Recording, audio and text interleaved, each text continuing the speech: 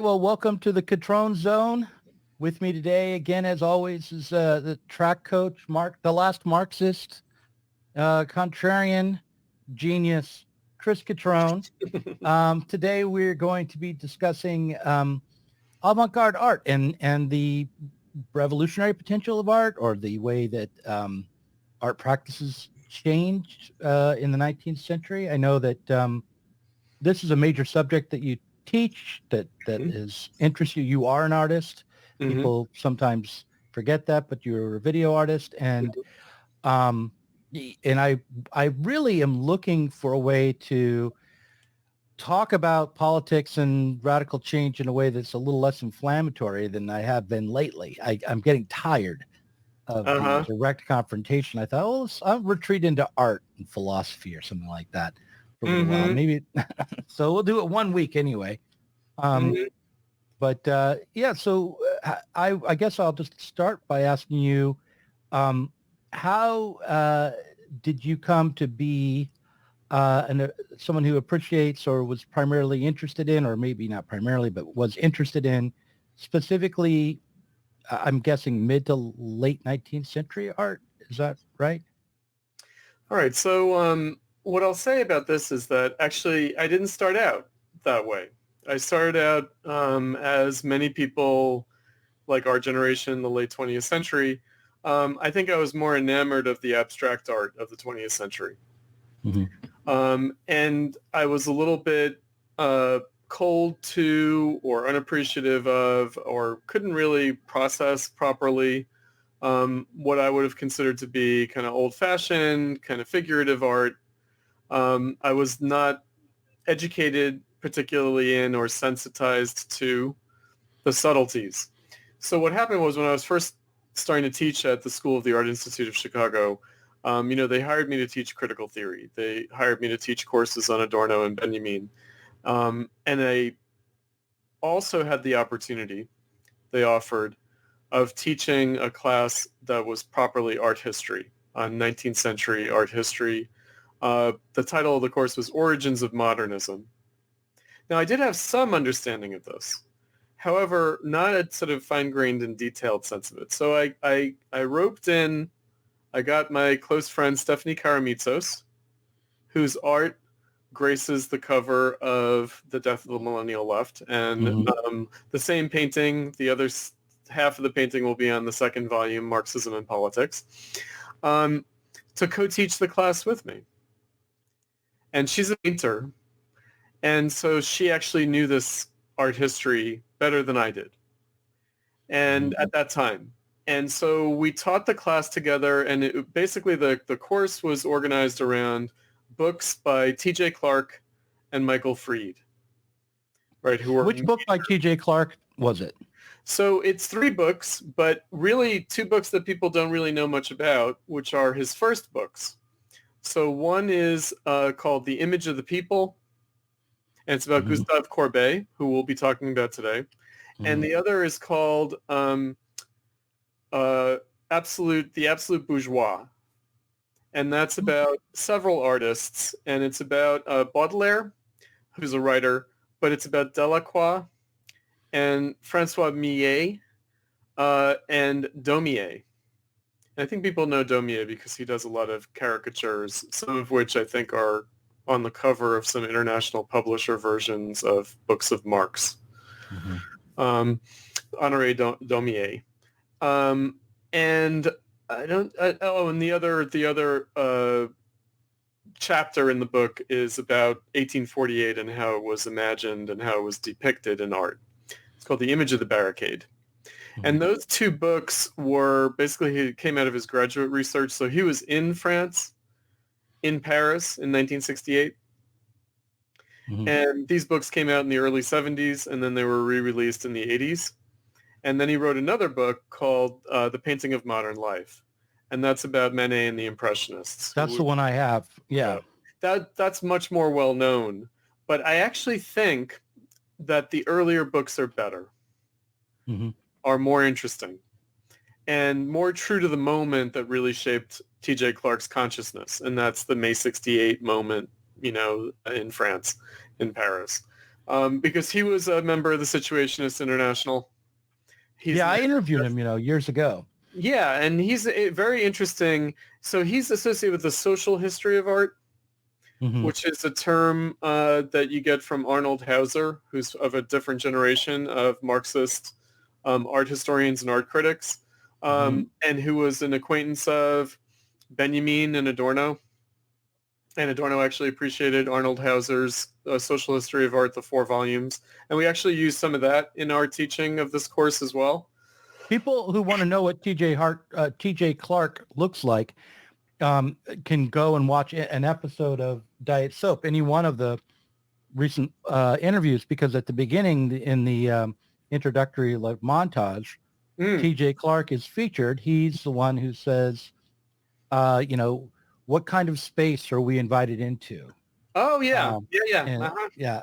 So, yeah. No, so Clark, so that's one art historian, art critic. I mean, it's interesting.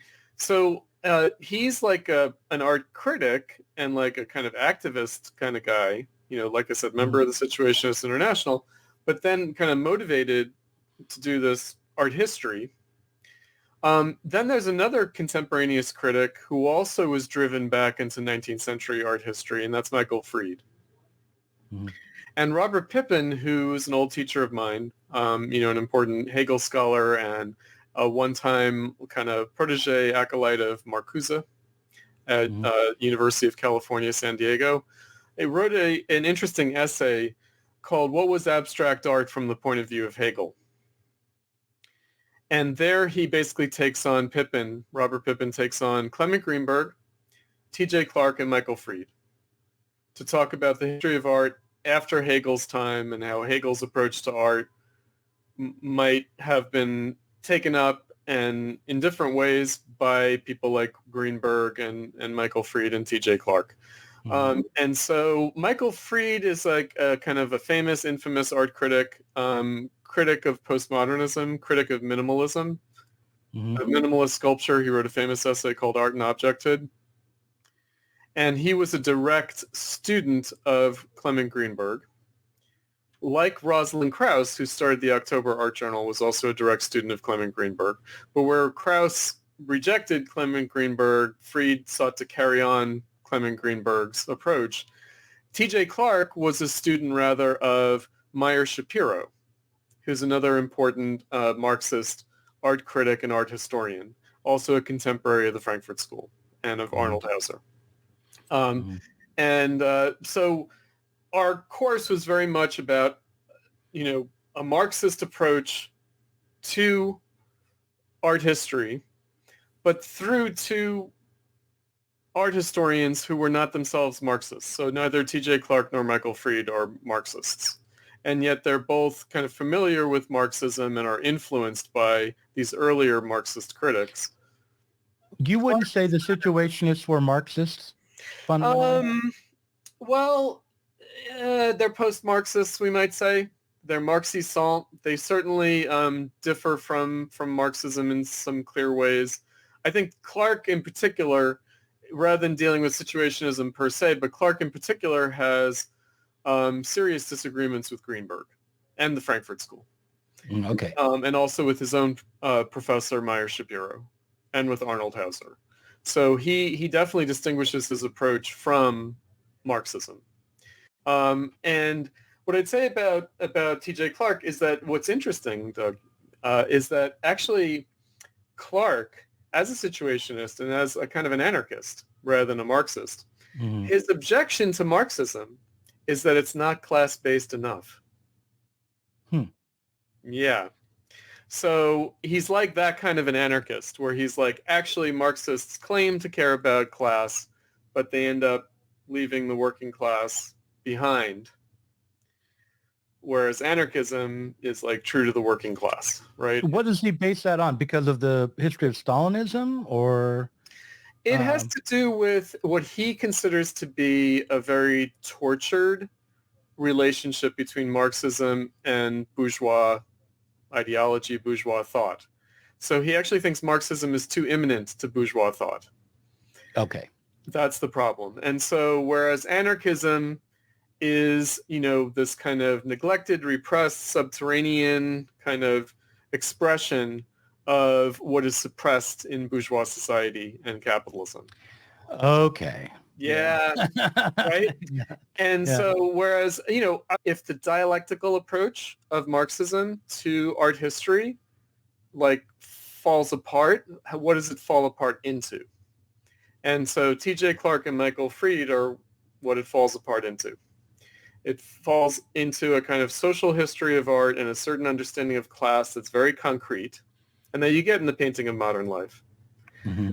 And then you get a more formal, aesthetic, immanent art historical treatment from Michael Fried, right? So T.J. Clark takes up the social history, aspect that's much more concretely like what's the class position of the artist versus what's the class position of the working class, right? So his critique of bourgeois artists in the modernist era is as bourgeois class artists, which Marxism doesn't treat it that way. Marxism doesn't look at the class position of the artist as the way to get at how the art is expressing social reality. So it's not standpoint epistemology at all, right? Because of course, Marxism is very clear that bourgeois intellectuals participated in the proletarian socialist movement, Marx and Engels themselves. And a character who's going to come up along the way is Pierre-Joseph Proudhon, who I know that you talked with Cyber Dandy and Ben Burgess about. And what's interesting about Proudhon is that he's a kind of a worker intellectual. He's like a worker socialist as opposed to a bourgeois socialist like Marx and Engels. Right? And so, again, T.J. Clark is much more sympathetic to Proudhon, actually, than to Marx. Just on that basis, on that kind of identity basis? Not on that basis, but he makes sense of it that way, right? In other words, he's sympathetic to Proudhon, and then it's like, oh, well, lo and behold, Proudhon is a worker and Marx isn't,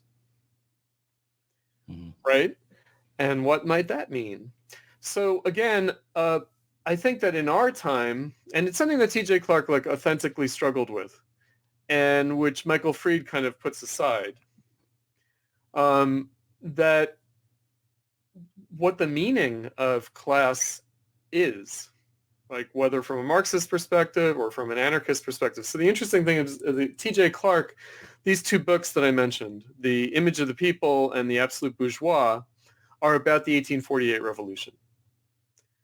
And so they're really about the 1848 revolution as the possibility of bringing forth a democratic culture, right? So there's a relationship there between anarchism and democracy and a kind of authentic culture kind of from below, and how bourgeois artists tried to be true to that around 1848, but then abandoned it after 1848.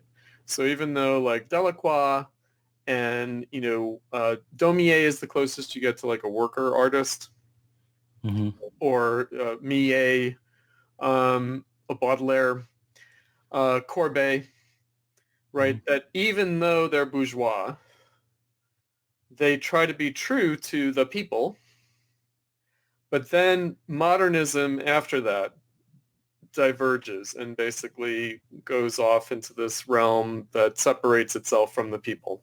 And that's Manet and the Impressionists. Right? Yeah.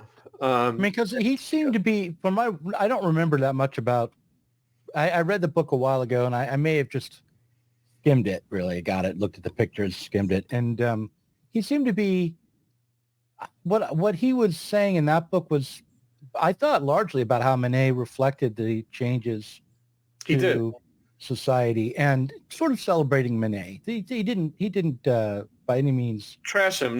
No. It's not a trashing. I mean, what I'd say is that there is a later book, Farewell to an Idea, about modernism, where T.J. Clark puts forward a much more negative view of modernism. And he also brings that out in a debate with Michael Fried in the journal Critical Inquiry around 1980, 1981, where they're talking about Greenberg's legacy and what T.J. Clark famously says there is that modernism is like bourgeois art without a bourgeois public. And that's a theme from his earlier books, that basically with the 1848 revolutions, and we'll talk about that today, what happens to bourgeois society, what happens to the bourgeois public, right? And that it basically disappears. In other words, the old bourgeois public of bourgeois culture and bourgeois art vanishes. And what you get instead is a kind of mass popular culture, and then you have a kind of introverted modernism. And that's characterized by negation. And he says modernism just becomes one black square after another. Right? And that's the way he understands Greenberg's, kind of famous, infamous idea about like flatness in painting, a kind of a medium essentialism, which really isn't Greenberg's point. Greenberg's point is, what kind of a symptom of capitalism is that art would be driven to radically interrogate its justification for itself at the level of aesthetic experience. And that's one of the things that I wanted to talk about today is, again, because as you say, in the painting of modern life, Clark does take up Manet and the Impressionists, Manet more sympathetically than the later Impressionists, as registering a change in social reality at an aesthetic level in their work. But there are two with Clark, there's always like two competing narratives. There's like the thick description of the artworks, and then there's the kind of biographical and psychological account of the artists in terms of their social position and class standing and that kind of thing. Right. And so they I think that he does combine them, but they also can sometimes be at odds with each other. And so what you get is that despite themselves, these artists of a bourgeois class status register a proletarian social reality, kind of unintentionally. Right. Which is, of course, true. But again, the trick would be, the challenge would be a more dialectical approach. And of course, the big difference between like me and T.J. Clark, or between Marx and T.J. Clark, would be to say the workers are bourgeois. Right? The workers are essentially bourgeois, and so proletarian experience is really about the crisis of bourgeois subjectivity. And maybe the workers might confront that more directly than others in society, but also the workers are in not a great position to actually objectify that, to culturally register it. Right? In other words, working class people, generally speaking, don't make art. They're not in a position to really develop their art. And so we do have to rely on people who are not directly proletarianized working class people to register that social historical change in capitalism from a kind of bourgeois society. Should I put up one of the paintings that you sent me ahead of time? Liberty leading the people. Leading the people. Right. So this is where I wanted to kind of begin. I wanted to begin with a painting that people generally know. I also will just make passing reference to this. It's imagery that was used in the Trump campaign in 2016, and it was sort of there throughout and maybe came back in 2020. And you certainly know that the Broadway musical Les Mis, based on Victor Hugo's novel Les Miserables, that the Trump campaign used the song from Les Mis, Can You Hear the People Singing, at his campaign events. So it's a curious thing. So this is Delacroix, and it's from 1830, and it depicts the July Revolution of 1830. And from a Marxist perspective, like if you read Marx and Engels, if you read Rosa Luxemburg, for example, so this is the last successful bourgeois revolution.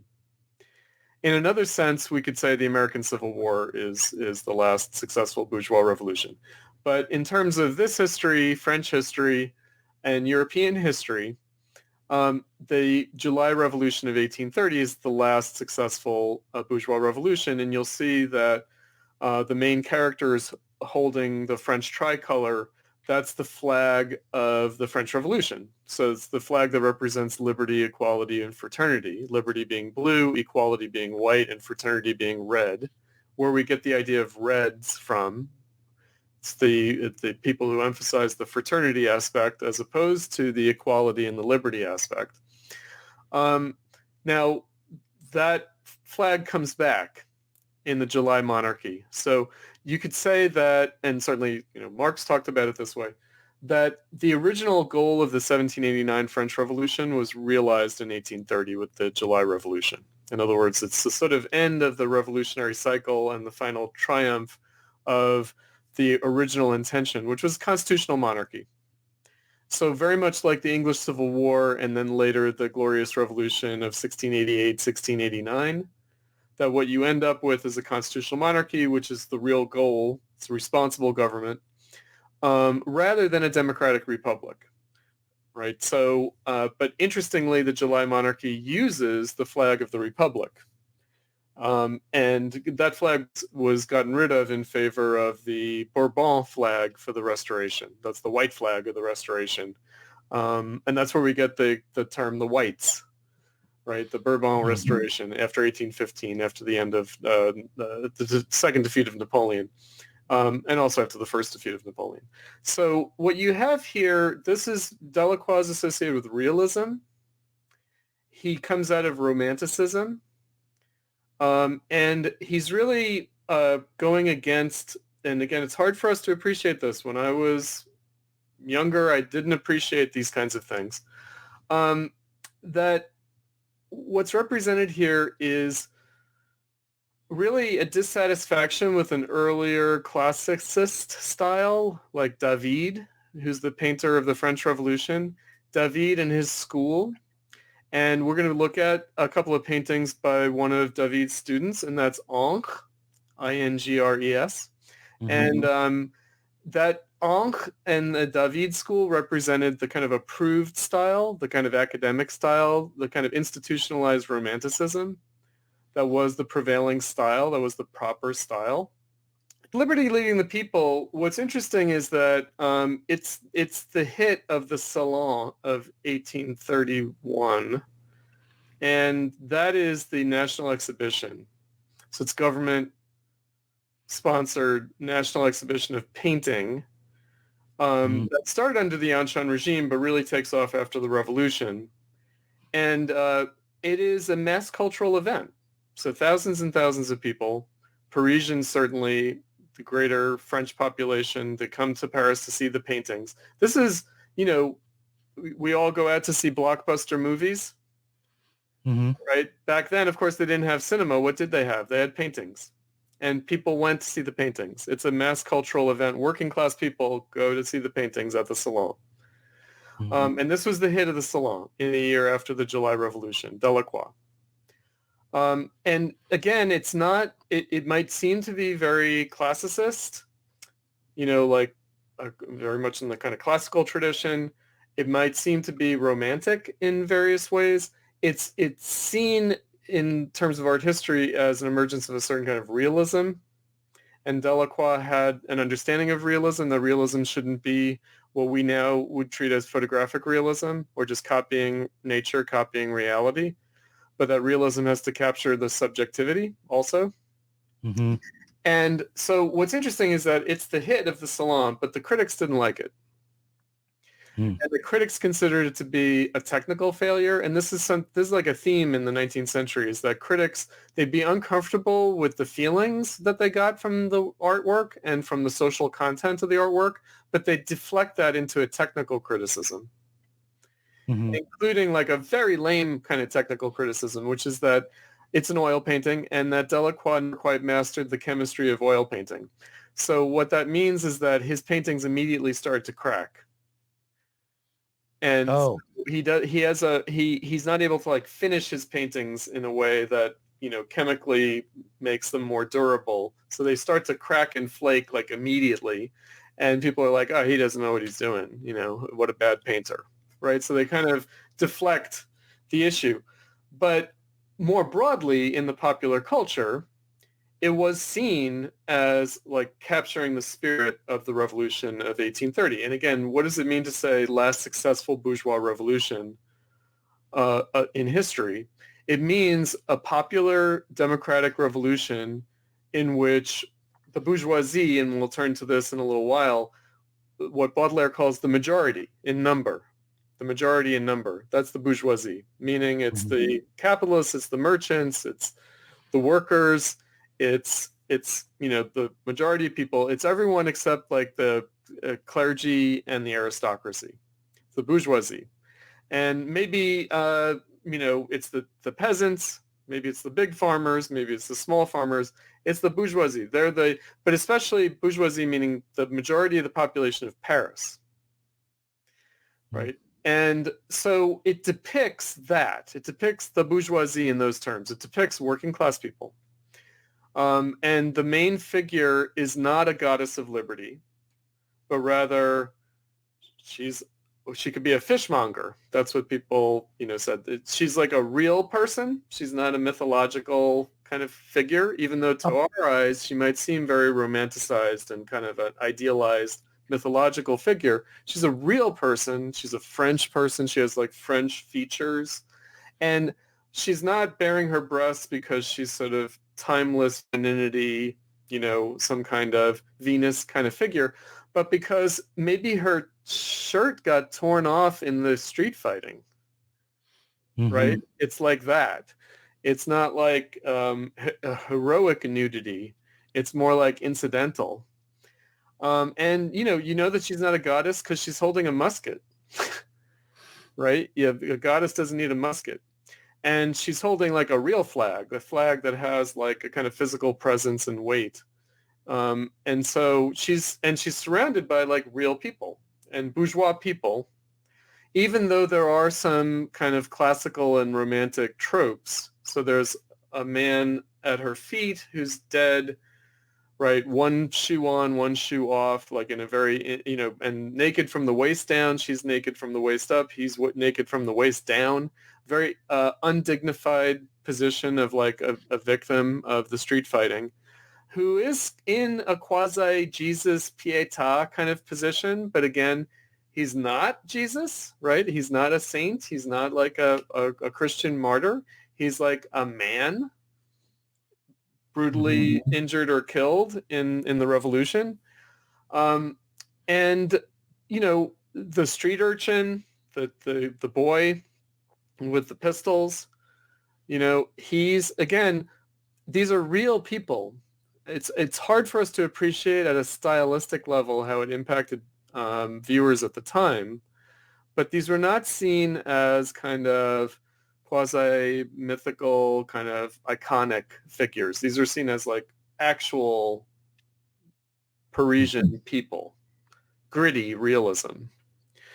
And the gritty realism of the revolution, and nonetheless, that has a transcendent character to it. So I don't know how deeply we're going to be able to get into like some readings that I was recommending, but Heinrich Heine, who's a very famous poet and a wonderful poet, a great poet, and who is also, as it turns out, a personal acquaintance of both Hegel and Marx. So he's in between their generations. He knew Hegel better than he knew Marx personally, but he knew Marx personally as well. He, like many people in the aftermath of the French Revolution, was bohemian. He had to live abroad. He couldn't live in Germany anymore. He was too liberal. He was too radical to stay in Restoration Germany, in Prussian Germany. And so he lived in Paris. And he was not only a writer, a creative writer, a poet, but also an art critic, and wrote some of the most enduringly famous art criticism of these public exhibitions, the Salon in Paris, which is not only a national, like a local Parisian and national French, but also a kind of a world event. Like I said, people interested in art would travel from around the world to go to these exhibitions. And he wrote about this, and he wrote about specifically how the apparent technical failure of Delacroix's painting, the cracked surface, actually captures like the parched streets of Paris. There was a heat wave. There was a drought in the summer of 1830. That actual like reality intruded and was present in the painting itself. and that's part of the visual experience of the painting. It's part of the image texture of the painting. It's part of registering the historical moment. Like, it's all bound up. And Heine is quite interesting because he's a kind of a romantic. He's a romantic writer, romantic critic. He is kind of radically democratic in his sensibility. Again, liberal in his sensibility, very bourgeois as a artist and as a critic. And he gave us one of the descriptions of the painting that's really wonderful, which is, he talks about, he says, Delacroix has contributed a picture before which there was always a crowd, and which I therefore class among those which attracted the most attention. The sacredness of the subject forbids a severe criticism of the coloring, with which fault might otherwise be found. But despite a few artistic defects, there prevails in the picture a great thought, which strangely attracts us. It represents a group of the people during the Revolution of July, from the center of which, almost like an allegorical figure, there rises boldly a young woman with a red Phrygian cap on her head, a gun in one hand, and on the other a tricolor flag. She strides over corpses, calling men to fight, naked to the hips, a beautiful, impetuous body, the face a bold profile, an air of insolent suffering in the features. She's meant to be the goddess of liberty. It rather represents the savage power of the people, which casts off an intolerable burden. All right, and he continues from there. And he basically says that Paris has earned its right to be considered the center of the world by virtue of the Revolution of 1830. That it had become the center of world history by virtue of this revolution. And again, that, T.J. Clark talks about this in his book, Image of the People, stands in stark contrast to what comes later, namely 1848. So the 1848 revolution really defies representation in art. And Delacroix was going to come back with a painting about 1848. And that painting was not going to be called Liberty Leading the People. It was going to be called Equality. And he wasn't able to pull it off. He wasn't able to satisfactorily paint what he wanted, and so it never happened. And so instead, that painting that we were just looking at, Liberty Leading the People, became the icon again of the revolution in 1848. Mm-hmm. So, because he was sympathetic to the revolution of 1848, he was sympathetic to the call for a social republic, again, advancing the cause, of equality. So now that liberty had been achieved in the bourgeois revolution, now we're going to move on to equality and solve the social question. And that's the question that comes out of the hungry 1840s, the 1840s depression, the proletarianization of the working class and the proletarianization of bourgeois society. So it turns out he was unable to really conceive of that, visually depict it. And again, in a negative sense, this shows that there's a crisis, that bourgeois art can't represent the revolution in capitalism anymore. It might try, but it can't. So the painting you brought up earlier, The Barricade by Meissonier. So this was a painting, so Meissonier is known as a painter of military events, great battles, warfare. And he's a conservative. And he made this painting as a warning. So this is a painting, it's called The Barricade. It depicts the June days of 1848. That's when the working class of Paris rose up to protest against and try to stop the cancellation of the national workshops. And the national workshops were, a lot of people today would imagine that we only get the welfare state and jobs programs from the New Deal with FDR. No, it was there in 1848. In other words, coming out of the Depression of the 1840s, the provisional government that came out of the Revolution of 1848, the February Revolution of 1848, promised that the government was now going to put the unemployed to work.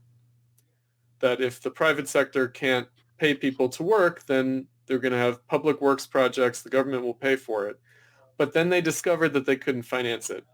And there were two dimensions to that. They couldn't finance the public works projects, neither out of domestic revenue taxing, nor were they able to raise the funds as bonds on the international finance market.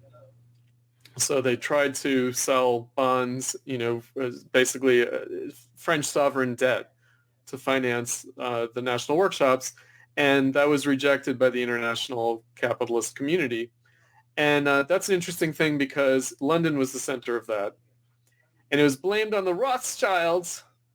So it was like the Jews decided, those Jews in London decided that they didn't want the national workshops. They didn't want a public works program, right? So there's a strong streak of anti-Semitism that comes out in the 1848 revolution around this. So the workers rise up and are put down. Meissonier, a conservative, painted this as a warning, saying, see what will happen, workers, if you rise up. But the effect was contrary to how he intended it. So he intended it as a warning, but in fact it became an image of protest against the brutality of the suppression of the June days. And Delacroix wrote in his diary that he was kind of appalled by this painting. And this painting was appalling to him precisely because it was this kind of empirical, like, realism and really a kind of a naturalistic depiction that was artless in character. But it's not really. In other words, what's interesting about it, by contrast with Liberty Leading the People, this has a kind of an image plane and a kind of depth of field.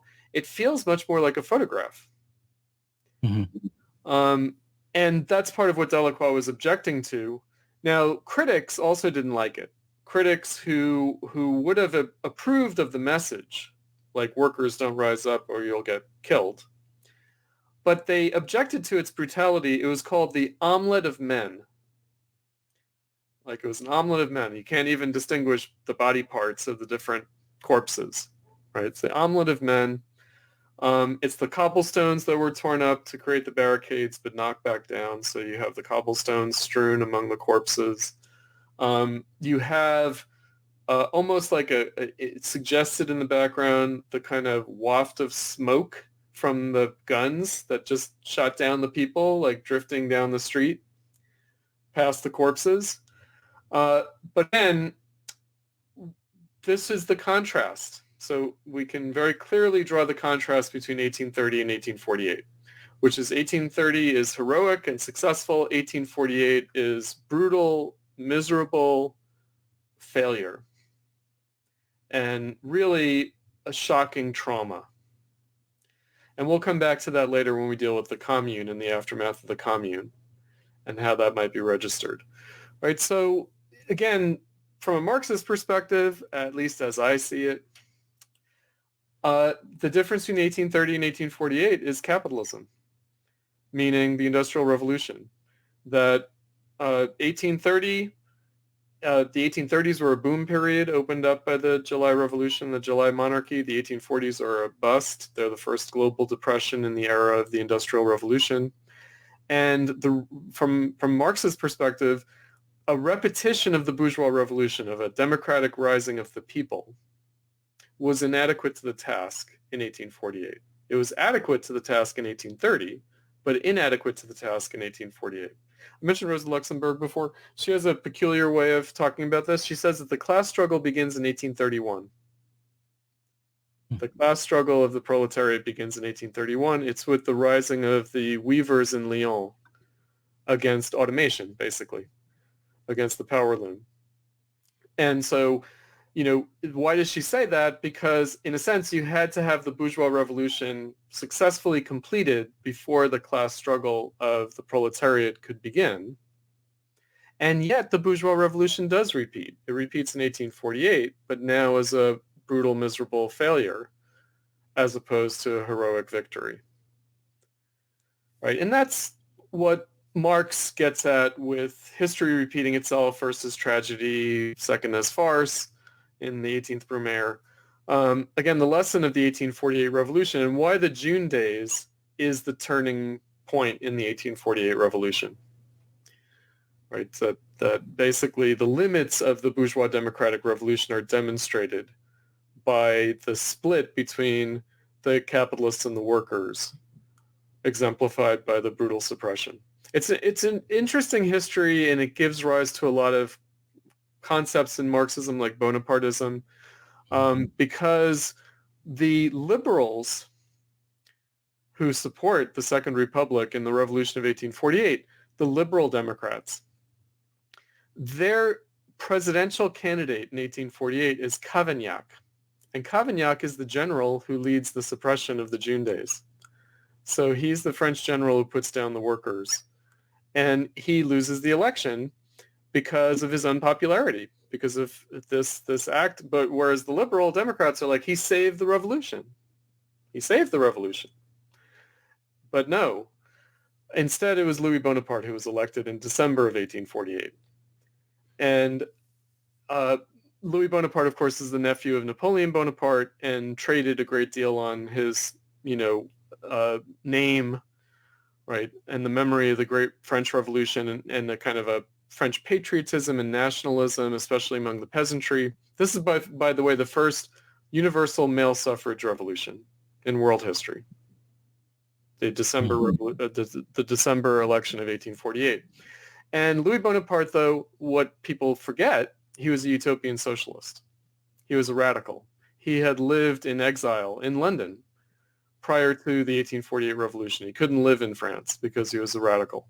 He's a Saint-Simonian utopian socialist. And he started implementing utopian socialist programs immediately upon election and fights against the liberals over this. And the liberals try to restrict universal suffrage in response to his election. And then later at the end of his first term, he has a coup d'etat and establishes the Second Empire. And the Second Empire is a utopian socialist project. So all of his cabinet members, they're all Saint-Simonian socialists. Proudhon ran for the National Assembly in 1848 and was elected. And should I put his picture on the screen? Yes, please do. So this is Proudhon and his children as painted by Gustave Courbet, who's a friend of Delacroix and also of Baudelaire and also of Proudhon himself. So Gustave Courbet, and who's a participant, he's a kind of a bohemian radical, kind of anarchisty kind of radical in the 1848 revolution, and he's a participant later in the Paris Commune. So Gustave Courbet is the Minister of Culture in the Paris Commune in 1871, who orders the demolition of the Vendôme column, which is the column to Napoleon. It's the monument to Napoleon. And so Courbet, the painter here, is an interesting character in and of himself. But Proudhon, his election campaign to the National Assembly in 1848, Baudelaire helped organize that election campaign for Proudhon. So all these figures come together very closely. And of course, Proudhon is a personal friend and acquaintance of Marx until they have a falling out because Marx was something of an asshole. And Marx wrote a famous criticism of Proudhon, The Poverty of Philosophy, after having started to write but abandoning an earlier critique of Proudhon called Proudhon's What is Property, which became the basis for the 1844 manuscripts by Marx that went unpublished, unwritten and unpublished. That was based on a critique of Proudhon's What is Property.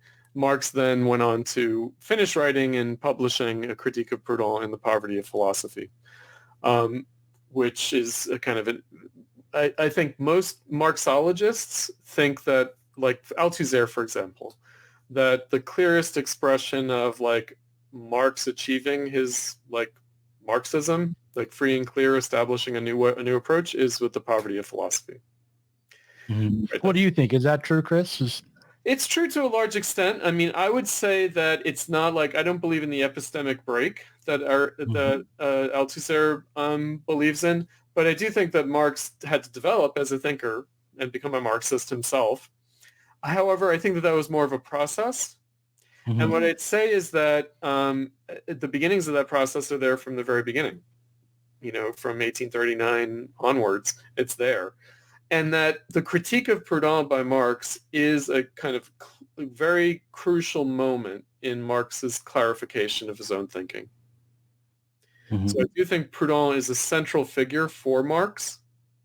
And as we mentioned earlier, it's precisely because Proudhon, unlike the utopian socialists, Proudhon is like a worker socialist. He's a proletarian socialist, which gives him his significance for Marx. But then Marx calls him a petty bourgeois socialist, meaning, what does that mean? It means that even though Proudhon is a worker, his conception of the workers is petty bourgeois. It's not really proletarian.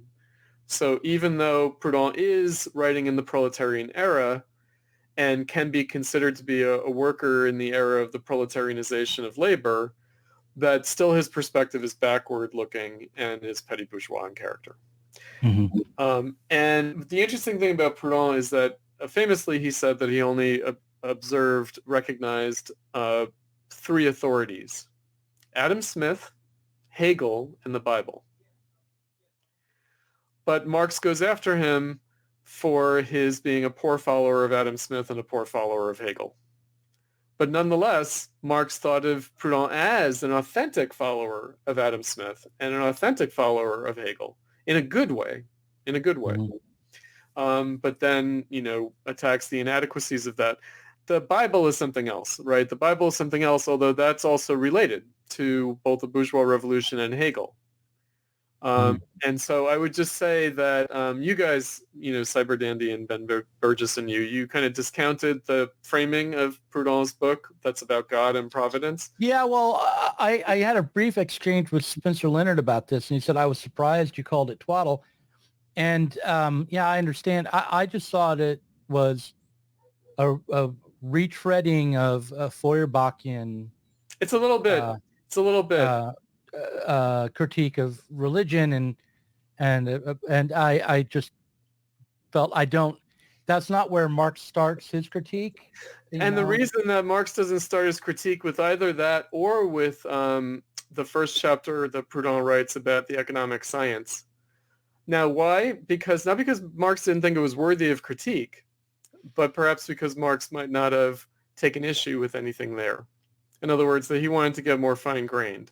That basically the introduction, the framing, and he comes back to it in the conclusion, Proudhon, and then his treatment of like the limits of a kind of bourgeois political economy might not be something that Marx thinks. No, I must be misremembering, because I remember Proudhon's book is starting with the critique, what I took to be kind of a Feuerbachian critique of religion. And I'll be honest, I was reading this a couple hours ahead of the conversation I was going to have, so it's a hard one.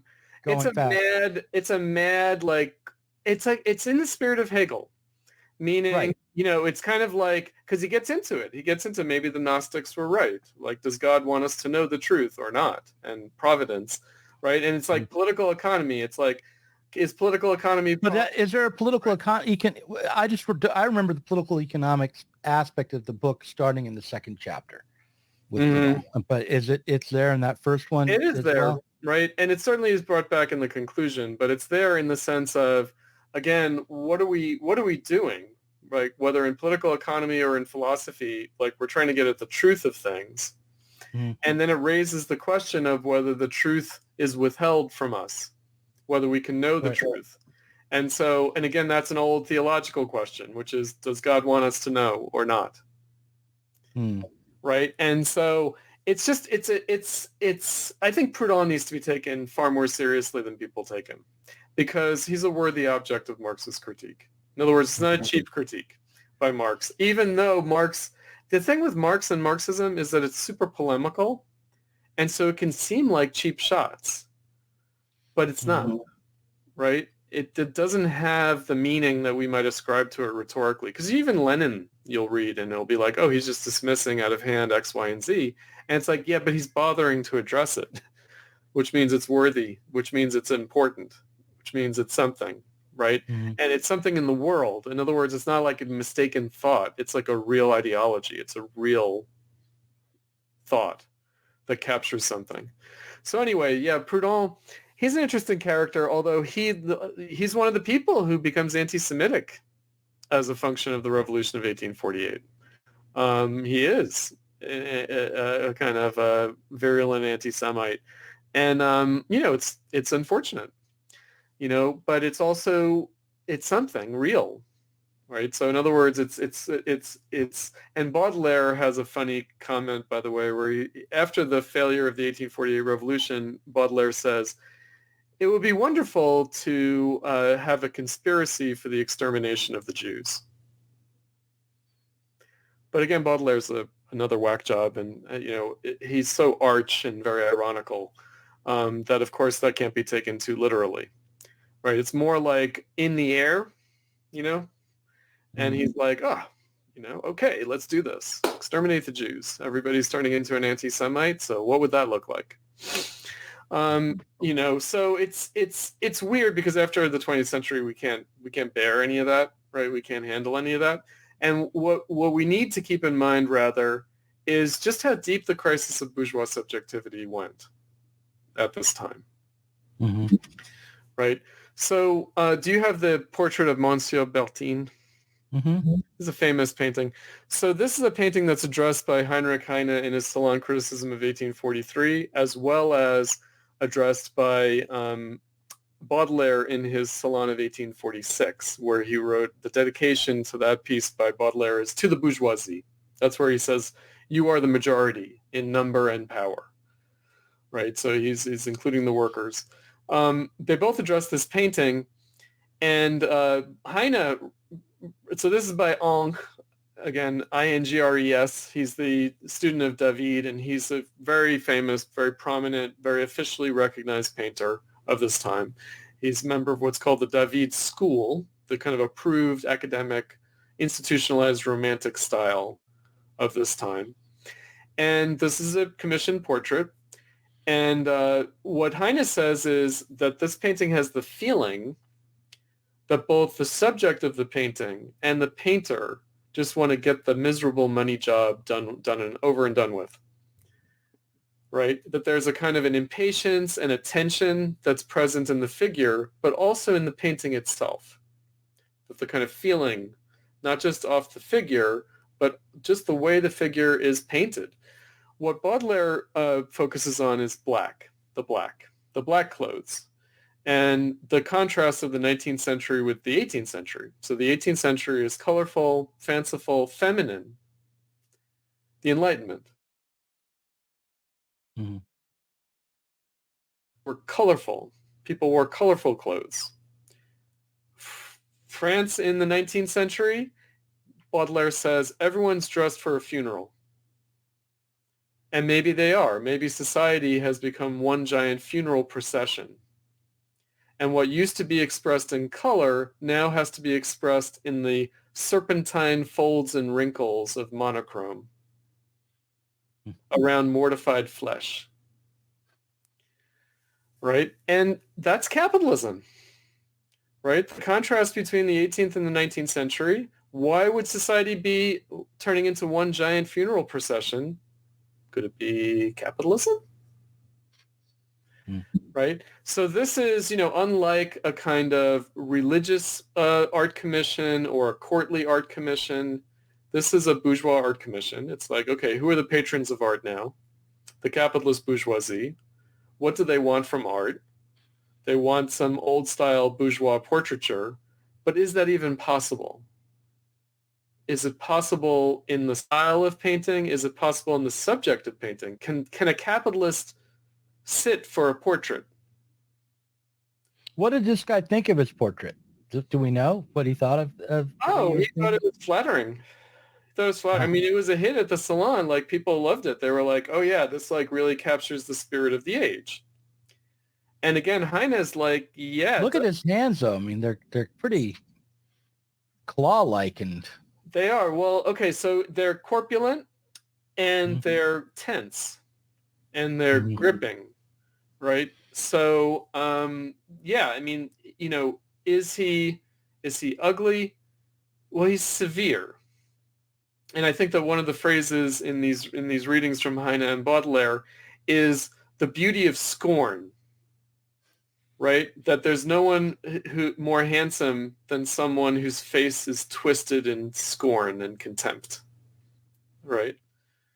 That's like what it means to be handsome is like, do you have scorn, right? And that's what this guy has. And he has scorn for the world. He has scorn for the painter. He has scorn for the viewer. But that's what makes him a hero of capitalism, right? It's just this kind of utter ruthlessness, right? The character mask of capital. It's grab grind, it's Dickens. This is a Dickens character or a Balzac character, right? This is who this is, and, they really are that way. And so it is a different kind of nobility, we might say, than that of the aristocracy or of the church fathers of the Ancien regime. But nonetheless has a gravitas, has a truth, and has a beauty. Right? So it might be a severe beauty. It might be a beauty that strikes us according to older art history as an ugliness.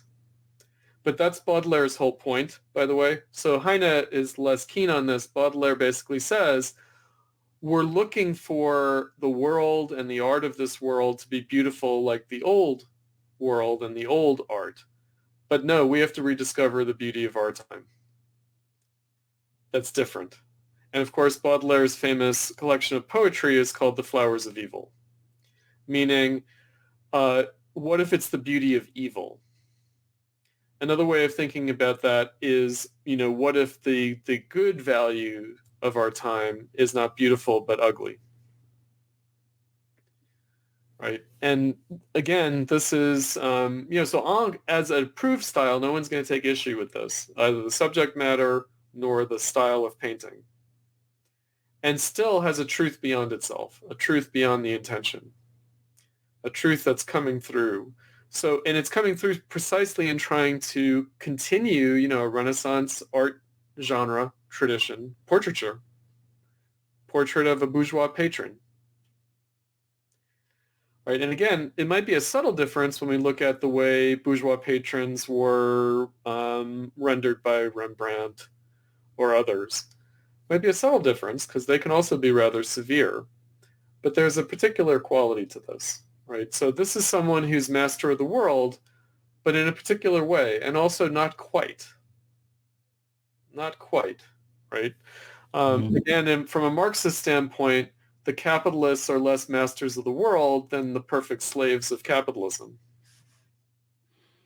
right? They've completely transformed themselves into the pure instruments of capital accumulation. Right, so do we want to look at Gustave Courbet now, or? Absolutely. Let's look at the Baudelaire painting. So he's got a portrait of Baudelaire that's interesting. So Courbet painted Baudelaire, and this is a young Baudelaire. We don't usually get depictions of Baudelaire in this mode. And again, like Delacroix, Courbet is associated with realism.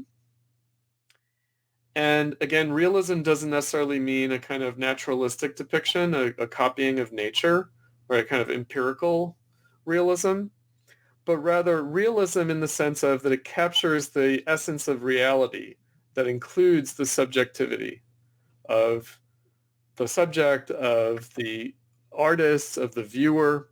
So what's interesting about this painting is what he does with the rendering, right? So everything is not evenly rendered. It's not like a photograph. Some things are in focus, some things are out of focus. So what's in focus are the quill pen, right? The inkwell, the book that Baudelaire is reading, the books on the table, that could be where he's writing and reading, his hand that is gripping with a certain kind of tension, the couch he's sitting on, and also his pipe, as opposed to his face, which is out of focus. The pipe is in focus.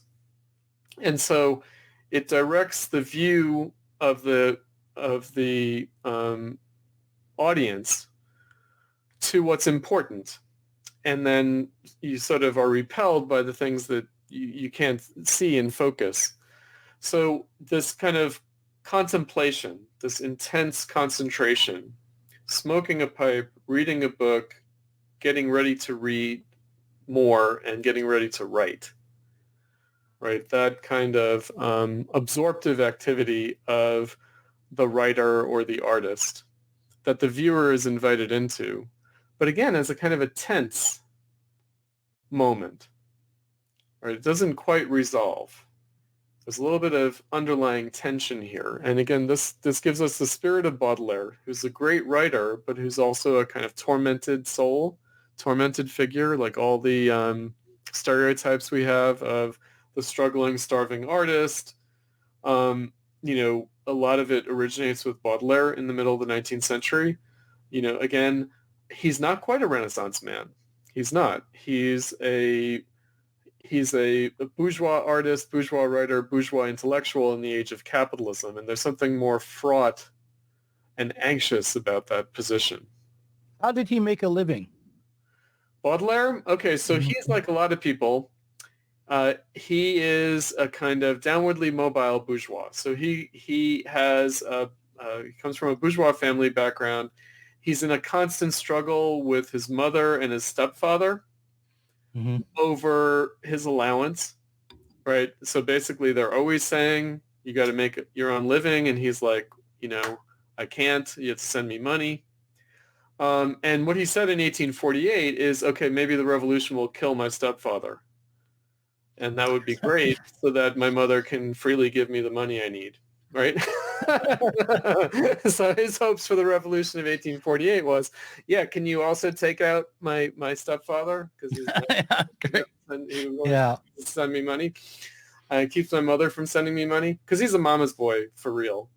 So she would send him she would be happy to send him the money, but the stepfather's like, no, you can't do that. He's got to learn to earn his own way. So it's a very key aspect of Baudelaire's writing as a poet, actually. So he does make money off his writing, maybe more readily off commission pieces like his art criticism. But he's a decently selling writer, but in a time when lyric poetry is losing a kind of market, an audience, a bourgeois public. To go back to T.J. Clark, what bourgeois art without a bourgeois public? And also the idea that a writer or an artist will only be appreciated posthumously, which comes true with Baudelaire. I mean, he's very important in his time, appreciated in his time, influential in his time, but his fame, he becomes exemplary in the way that he does, really posthumously. And he only lives up through the Second Empire. He doesn't live to see the end of the Second Empire and the Paris Commune. But he writes about the difficulty of finding an audience, finding a public, finding a market for his work. And The Flowers of Evil, the first poem, is a poem to the reader. And it basically says, okay, you're only reading this because you're bored and you want some entertainment. Right? But boredom is the worst vice of all because it would swallow the world with a yawn. And he basically says, you reader, hypocrite, but also my brother, my doppelganger, my friend, my enemy. Right? So it's a very fraught, ambivalent relationship with the people he needs to buy his books to earn his way. Right? So again, it's no longer a simple matter of bourgeois patronage. It's rather a mass market, mass literacy, mass reading public. He also has this kind of nasty thing where he's like, I do not write for women. Right? And yes, that's who bought books. That's who buys books. Exactly. And he knows that, right? He's just like, fuck, I have to get women to buy my books, but fuck, I don't want to write for women. Right? So he has this idea that like this mass literate public that buys books are not people that would appreciate his art. And so he has to write for them, but he doesn't want to write for them. And so, right. But then he actually identifies very strongly with women. So in his writings, he analogizes Baudelaire. It's interesting. He analogizes being a writer to being a prostitute. Because being a writer, being an artist, you're basically selling your feelings, Mm-hmm. right? You're doing affective labor, we would now call it, and that's what prostitutes do. But prostitutes have to pretend that they're enjoying the sex, but they're not really. Writers have to pretend to be miserable, Well, but they have to simulate, right, something. And then he has this idea that actually what makes prostitutes great, and they're the exemplars of the beauty of evil, is that, they're the only women who really know how to have sex with men, but only because they're completely uninterested in men sexually, because they're all secretly lesbians. So they're the only women who can really get you off, but only because they don't care at all about you. And that's his model for a writer, right? So he thinks a writer has to be technically excellent. mm-hmm. But that doesn't mean they necessarily care,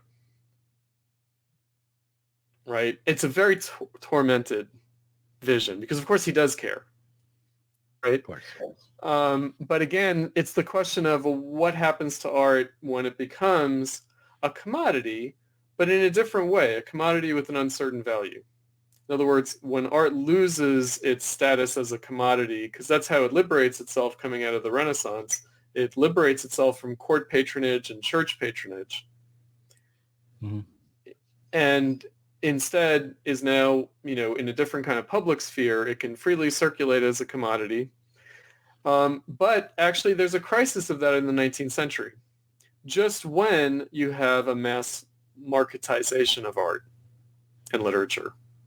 There was what caused that crisis? Just that it was the books were too cheap to print and they couldn't make profits easily, or what? I mean, that's what I think of from the internet age. It's like, there's a crisis in journalism because of the mass communication and the easy reproduction of. Right. So that would be one thing, is that, it's market speculation that most of the time doesn't pay off. And so you get like pulped. Yeah. So you can anticipate a market that's not there, but then other things that don't anticipate a big market end up being major hits, and it seems very fickle. And it seems like you're speculating on the market in a way that defies the ability of the artist to have a clear intention, right? Like, okay, this is important subject matter I care about, my readers will care about, and I'm going to depict it in such a way that we can get at what's really important in this kind of shared, kind of public common sense. The artist doing a kind of a social role. And I'm gonna dare to divert us for a moment, and forgive me, but this is very relatable for me, as someone's written novels, but also now when you try to create a video like this one, or when I sit down to write a video essay, I do think about, okay, well, what will my core audience want? What will they want to hear about right now? What is it? And I don't, and I have a sense of it, but I'm not always right by any means. And it's if you look up videos on how to go viral on YouTube, it's always about, there's this, how to reach your audience, give them exactly what you want. What the easiest way is to make how-to videos or something. Right. But right. It's like, it's a very tricky thing. And if you can go completely wrong by appearing to cater too much. Absolutely. If you pander, if you cater too much. No, exactly. So you have to, right. So again, the bourgeois sense of this, the older bourgeois sense of it, is that, which is still valid. You make a market. Like, in other words, you don't just feed an existing market, but you create a market. You create a demand for your work, right? That you give people something that they didn't even know that they needed. You create new needs, to use Marx's language. The creation of new needs is actually freedom, right? It's actually, that is how the new and the different come forth in bourgeois society. In capitalism, of course, the question is, well, what's the status of this new need? Is it really a new need? Like, what is it? Is it just to make money? Is it, again, the use value, exchange value seem completely divorced from each other. And of course, the real question is not the exchange value of art, but rather the use value of art. Meaning, can art occupy the same status? Can it objectify subjectivity and subjective experience through aesthetic form, can it perform that social function anymore? So artists, when they were doing it for the court and for the church, they didn't have that problem because they could just be traditional, right? They could just uphold a kind of tradition. And of course, popular art was more like folk art, and that also didn't have the problem of... No, it also had tradition, right? It had tradition. It had tradition, absolutely. So in other words, artists could be pretty certain of their audience in a way that, again, with bourgeois society, it becomes more risky, but it also becomes more free. And you can try out new content. You can try out new form, new style. And also you can create new sensibilities. You can create new subject matter. You can create a market, right, for that subject matter, for that style. And there's the freedom to do that. Now, again, this seems to be harder than ever right now. And then we'll go back to the history. It is. Because that's why the movies are always just, stealing from the 20th century brands that everyone already knows. Let me make this point. The point would be, when we're talking about a crisis of bourgeois subjectivity, we're talking about a crisis of imagination, right? In other words, we're talking about the crisis of a secular humanistic imagination that, unlike the religious imagination and the traditional folk cultural imagination, that the bourgeois imagination as such is open-ended. In other words, it's about expanding and creating new and different things out of the imagination. It's not just about affirming the existing cultural imagination. It's about changing the imagination. And again, that's the recognition that there's a role of artists, that artists, they're not objectifying social reality, they're not representing reality. So what I was going to say about this is that socialist realism has this idea of like artists serving the people. And it's a very bourgeois idea, the socialist realist idea. And they have this idea that bourgeois culture was progressive until the 1830s. And what made it progressive was that the artists did their duty, which is they created works that adequately represented social reality and captured the social imagination of their time. But that after the 1830s, with modernism, bourgeois society and culture and art go into decadence. Artists become more inward-looking, more individualistic, more solipsistic, more formalistic, and they no longer serve their social duty. And again, the radical question would be that this is not a moral question of the artist. It's not a question of what the artist chooses to do. The question is whether these bourgeois forms, aesthetical forms, the art that we get from the Renaissance, can do that anymore in capitalism. Well, I want to ask you a question. At the beginning of this, you had us put this up on the screen as a kind of definitive bourgeois art. Yes, absolutely. So how long did bourgeois art practices last? I mean, what was it? It goes back to Michelangelo and Da Vinci, and, it goes back to Dante. It's certainly Shakespeare, right? Okay. So there's a long...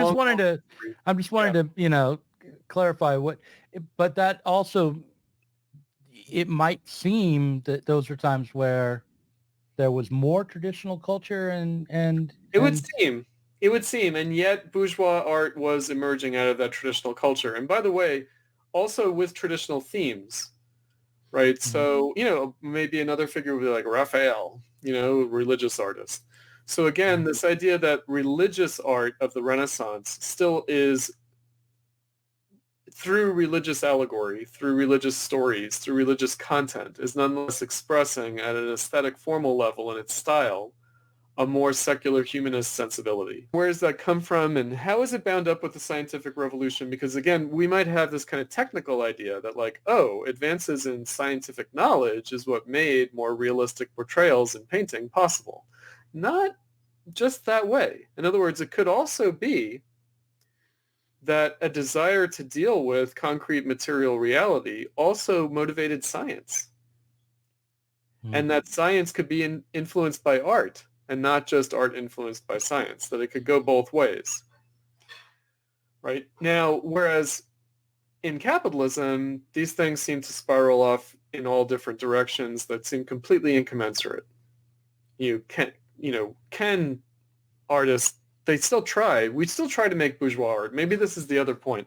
So to say that the last successful kind of unproblematic works of bourgeois art and literature are up and through into the Industrial Revolution, but really after that first Industrial Revolution crests, then after that it's not possible in the same way. So with socialist realism, what you'll get is, people will say, well, what was the art that Marx and Engels liked?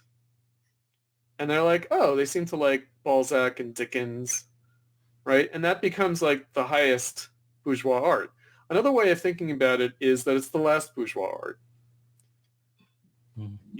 And that you can't just say, okay, we're going to do with and for the workers what Dickens and Balzac did with bourgeois society and the bourgeoisie, right? That's the attempt, 20th century, to do socialist realism, to just say, okay, we're going to adopt the same basic forms, but just give it a different social content. And it doesn't really work because, after all, that just ends up looking like kitschy. It's like Hollywood, right? And is repressive and really is not true to people's subjective experience. In other words, modernism, even though it's kind of rarefied and hyper-formalistic and aestheticized, actually is true to aspects of lived social reality and experience in capitalism. And that's, of course, Benjamin's point in the work of art in the age of mechanical reproduction. It's also Greenberg's point in avant-garde and kitsch. Right, but again, we can't assimilate this new kind of experience and crisis of experience in industrial capitalism to the old bourgeois forms. We try, and then we get these sort of tortured creations of modernism. So when did the avant-garde as a artistic approach arise? When did that concept arise? Around the end of bourgeois art? Or yes. Again, we tend to think of in very postmodernist ways, but also in a very post-World War II way, in a kind of a 60s way. We tend to telescope history in a particular way. So we tend to call modernism like early and mid-20th century, like, I don't know, abstract expressionism or something. Right. And then we think of the avant-garde as like a contemporaneous history, like Dada and Surrealism coming out of World War I. Yeah, that was the stuff, by the way, when I was young that I was most attracted to, was Sure. Surrealism and Dadaism and things like that. Of course. Yeah. Right. Now, so Greenberg has a good formulation. So Greenberg is basically a contemporary of the Frankfurt School and of other Marxist critics, like we mentioned Arnold Hauser and Meyer Shapiro. He talks about how Gustave Courbet is the first avant-garde painter and Manet is the first modernist painter. But actually, unlike in later 20th century, this opposition of modernism, like MoMA style, like official, institutional, like academically recognized modernism versus the subterranean, subversive, oppositional avant-garde, that actually the avant-garde and modernism have the same origin and are kind of two sides of the same thing. So Greenberg distinguished between avant-garde modernism and kitsch modernism.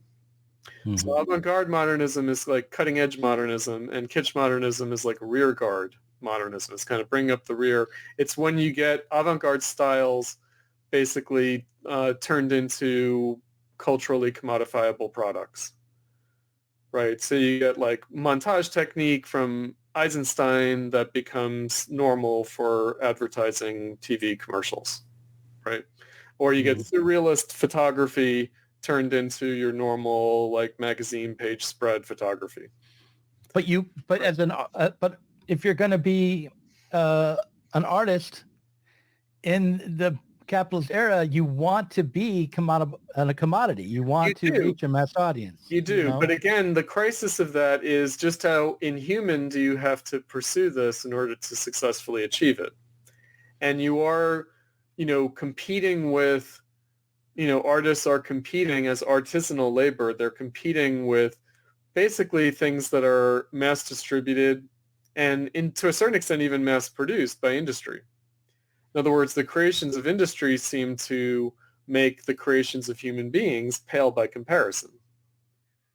Right? Right. And it's and like a major blockbuster movie today is usually produced by a team of writers, probably, and CGI rendering that CGI and like a lot of computing hours. Like it's expensive because they bill it as if it's human labor, but actually it's just computer processes that people pay. right, but there are people who are using the computer. There are people, right? There are people, but basically it's kind of like the more detailed and the more extensive the CGI, what makes it more expensive is how much computing power has to go into it, not how much human labor goes into it, actually. Even though it's billed as human labor, really it's computing power that's paid for.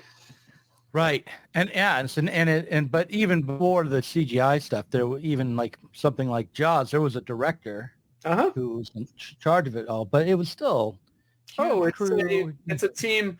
You're right. So it's artisanal, not in the sense of just one person, because you could have artisanal labor that's a workshop. And, we talk about the studio system. Right. And we talk about things like Lucasfilm, or we talk about Amblin Entertainment. We talk about studios still, that are basically a master and their apprentices. Right. It's still a kind of guild craft, like the studio system. Film is a little bit, difficult, even though, again, so, it's kind of like, can painting convincingly at an aesthetic level compete with glossy magazines, with, photography, with television, with cinema? Can it or can it not? And what does it have to do to try to compete with that? What does it have to do to try to present a unique experience that can't be given in the other forms? And that's, again, what Greenberg thought was driving a kind of radical modernism and a kind of zero-degree experimentation. Like, what can painting do that no other art form can do? Mm-hmm. Right? And again, that as a symptom of capitalism, and also as a symptom of what we might call reification in Lukács's sense of hyper-specialized rational particularization. Right? So it's kind of like rational in the particular, but irrational in terms of how it fits into society. Like, can it really be digested, comprehended, understood? Can it find a place in the social totality, or is that social totality inevitably fragmented and atomized? Mm-hmm. Right? And again, the experience of art being rendered abject. Again, that's what's really happening in the middle of the 19th century, is that suddenly the public can't really have an adequate discourse of what art is about and what the experience of it is. Right? There's a kind of a discomfort around it. And the artists who are trying to be more true to their experience end up becoming refused by the establishment. So let's bring up the Manet, the Olympia.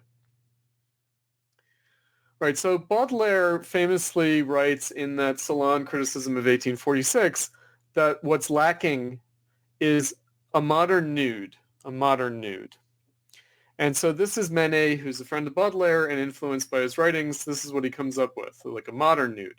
So by contrast, let's bring up the Titian, the Venus of Urbino. So this is a direct response to, copy of, we might say, a Renaissance painting, very famous Renaissance painting, the Venus of Urbino by Titian.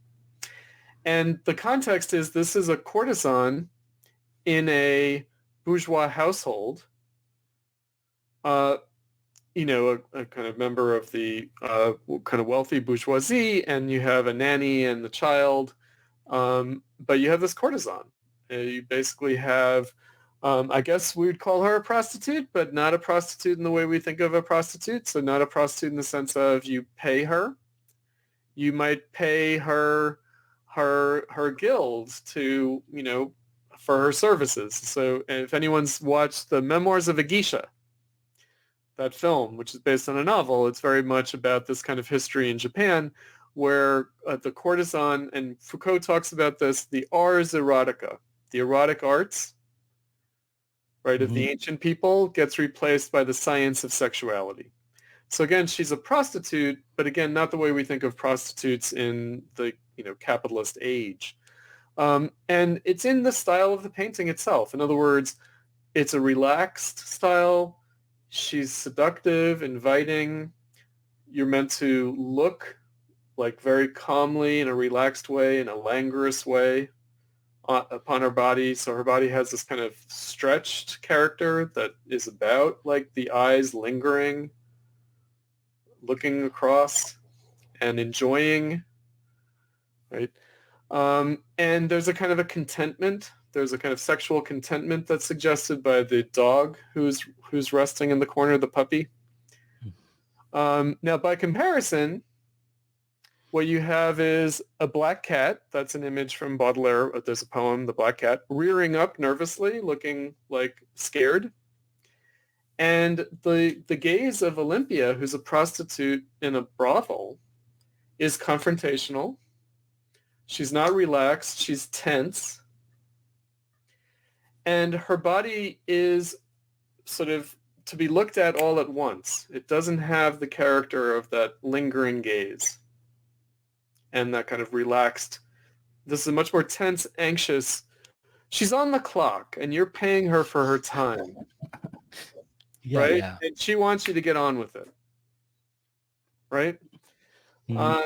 And, again, she's in the public sphere. She's in a brothel. She's not in a domestic sphere the way Titian's Venus is. Now, what's interesting is how the painting, so one of the ways that you know that she's in a public space is because there's a worker at the brothel, and that's the black woman. And she's bringing a bouquet of flowers from one of her clients, right, delivering it, and, she couldn't be bothered. She doesn't care. She's like, yeah, put it with the others. And so the modernity of it is also the clear presence of a kind of apparatus of labor around prostitution that simply isn't there with Titian's Venus. Like Titian's Venus, she is herself, right? The art of sexuality. Whereas, Olympia is in this setting where there's a whole support staff for this operation. Yeah. And that's what's exemplified by the black woman. Now, critics hated this painting. They hated this painting. They said she was a corpse. She was ugly. She was a man in drag, Doug. She's a man in drag. What? Yes. Okay. Her body's too masculine. She's too muscular. She's a wasteling. She's starving, right? You can see her muscles. And she's a low-class prostitute. And you're not supposed to paint a low-class prostitute. Now, how do we know that she's a low-class prostitute? Because a high-class prostitute would be voluptuous, would have some more meat on her bones, right? So Olympia is like a 20th century kind of ideal of feminine beauty, very androgynous, right? She's like a prepubescent boy. That's her body. The critics, of course, hate that. They think that's in bad taste. They're like, no. The only people who would pay to have sex with a prostitute with a body like that would be someone without money, without much money, right? Because if you had more money, you'd go for a thick woman, voluptuous woman. That would be enjoyable. What's the point of having sex with this kind of, a rigor mortis corpse, right? And so she's a man in drag, Doug. She's a man in drag. That's what they said. And it's in poor taste. And, yes, like we understand nudes are the models for nude paintings or prostitutes, but you're not supposed to like be in our face with it. You're not supposed to, confront us with, oh yeah, I paid a prostitute to model for my painting. There's one more of in this series. Should I put that up here? Yeah, put it up. It's Anc's Grand Odalisque. So this is the painter of the portrait of Monsieur Bertin that we were looking at earlier. And again, he's of the David school. So the critics love this one. They love this one. Well, I can see why. I guess. I find her very weird. I find her like serpentine, lizard-like, It would be good on a velvet painting, It would be good in a van. Anyway, go ahead. Yeah, I mean, it's a weird painting, but also it is a painting. Again, the model is clearly probably a prostitute in Paris, but it's sort of it's basically a sex slave in a harem in the Orient. Right. In other words, the only place in capitalism that you could have the kind of free sexuality that is suggested in Titian's Venus of Urbino would be to go outside of Europe. to go someplace where there are harems, right? It's not like on-the-clock prostitutes that you have to pay money to, right? Mm-hmm. It's like a fantasy. It's like, okay, what would a man want to be? He'd want to be, a master in a household in Turkey or in the Arab world with a harem, right? That would be awesome. It's miserable to have to, pay prostitutes in Paris. So you can't be like a bourgeois master of the house anymore with a courtesan. Instead, you have to imagine this kind of exotic, Orientalist, colonialist. Look how clean the bottom of her feet are. Oh yeah, she has definitely like never walked anywhere except in a most pampered environment, right? So again, she's basically a kept woman, we might say, a house slave, in a way that the Venus of Urbino is not quite. It's not quite. Right? It's not the same actually. And also the Grand Odalisque, it's trying to imitate that kind of languorous gaze that can linger. Again, it's a kind of distorted body that's about like taking your time as your eye goes down. Yeah. Then the turning of the head in this impossible way, right? Right. And her gaze is also a little bit more inscrutable. So it's not exactly confrontational like Olympia, nor is it exactly available and seductive and open as in the Titian. Mm-hmm. Right? It's sort of like she is in this other world. She is a kind of a fantasy projection. Right. Which is why I said it would be good on a velvet painting. Uh-huh. Right? Like at the next, put a tiger in there and it would be It's more like pornographic, like kitschy, Yeah. even though it's the approved academic, official, institutionally recognized style. Like this is a proper painting of a nude by comparison with Manet. Right. So again, it's almost as if the aesthetic experience, the feeling, even the erotic charge has to go to this other fantasy place. It can't be in reality anymore, the way it was for Titian and the way it is for Manet. But Manet, again, is giving us like an authentic presentation of the modern condition of erotic and sexual life, and it's uncomfortable to be confronted with it. Mm-hmm. Because again, it makes you feel like, okay, I can't really have enough time to enjoy sex. I can't really have enough time. I can't even have enough time really to enjoy a painting. Right. Mm-hmm. And it's in the style itself. It's in the aesthetic form itself. Mm-hmm. Whereas the Romanticism, the kind of approved style institutional Romanticism of the Ancre, it's like, well, you can imagine having that freedom, but it's got to be in some other time and place that I will never be. Right. I'll put that up one more time. So we have one more painting here. We do. So this one is... Wait, we have two more, actually. There's one that you didn't show before, which was the Courbet in his studio. Do you want... Oh, let's look at that one. That's a good transition, actually. So this is the painter in his studio. And you'll see that Baudelaire is on the right-hand side. And... Oh, yeah, there he is with his book. Yep. And this is a huge painting, by the way. I saw it in Paris when I went there in 2019. And it's basically, it's so large that the figures are almost life-size. Huh. It's a gigantic painting. And so Michael Fried writes about this painting in particular about how... So Courbet did self-portraiture. That's the genre that he started out with. And then he continued to do some self-portraiture, but he moved away from self-portraiture. But what Fried said is that actually all of Courbet's paintings are self-portraiture, including landscapes and including nudes, including women who are nudes. That's all self-portraiture, including the most kind of famous, infamous painting by Courbet, which is Origin of the World. Yeah. Which is basically a beaver shot. But the idea is that this is a self-portrait.